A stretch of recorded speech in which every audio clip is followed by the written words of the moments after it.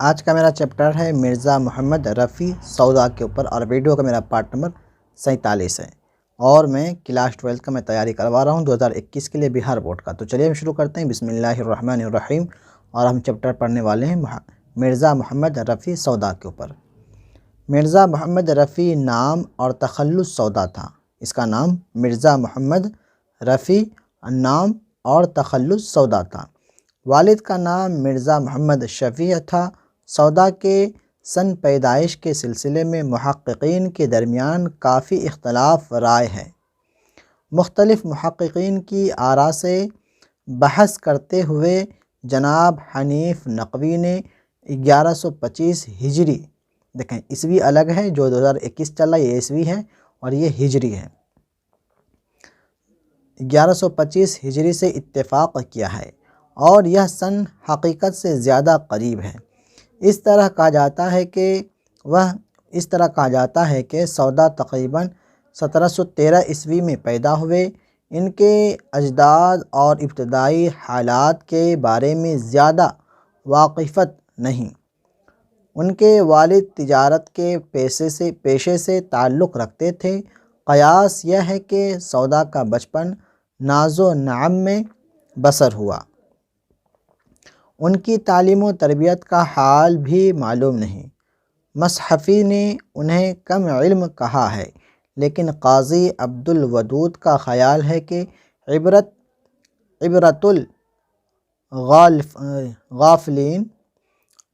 الغافلین کا مصنف جاہل نہیں ہو سکتا۔ سودا کی شادی کب اور کس سے ہوئی اور انہیں اولاد تھی یا نہیں، اس بارے میں بھی وثوق سے کچھ کہنا محال ہے، مطلب اپنی طرف سے کہنا محال ہے، یہ بتانا چاہ رہے ہیں۔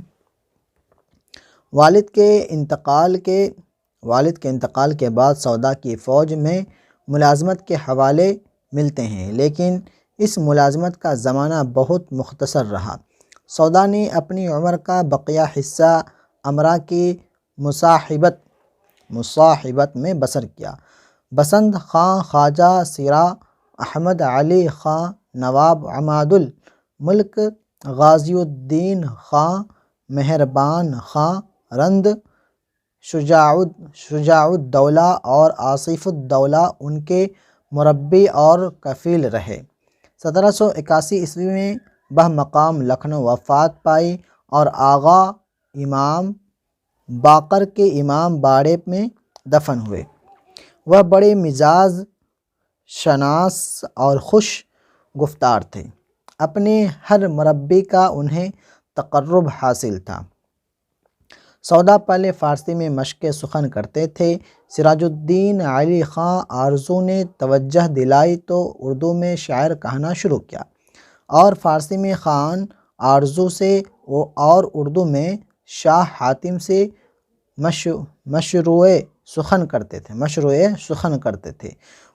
انہیں اپنے وقت کا ملک الشعراء بھی کہا گیا، لیکن انہیں یہ خطاب کسی سرکار یا دربار سے نہیں ملا تھا۔ موسیقی سے انہیں خاصا شغف تھا اور کتے پالنے کے شوقین تھے۔ سودا زودرنج تھے، لیکن غفو در گزر سے بھی کام لیتے تھے۔ اور تھوڑا ہم اوپر کر لیتے ہیں۔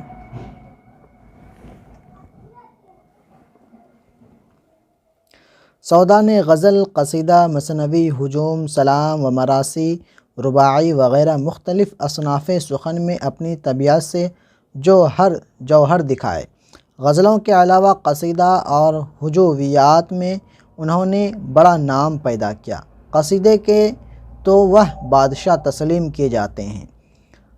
تضحیک روزگار ان کا مشہور ترین ہجویہ قصیدہ ہے، جس میں گھوڑے کے پردے میں انہوں نے مغلیہ سلطنت اور اس کے سیاح و معاشی زوال کی دلچسپ لیکن عبرتناک تصویر کھینچی ہے۔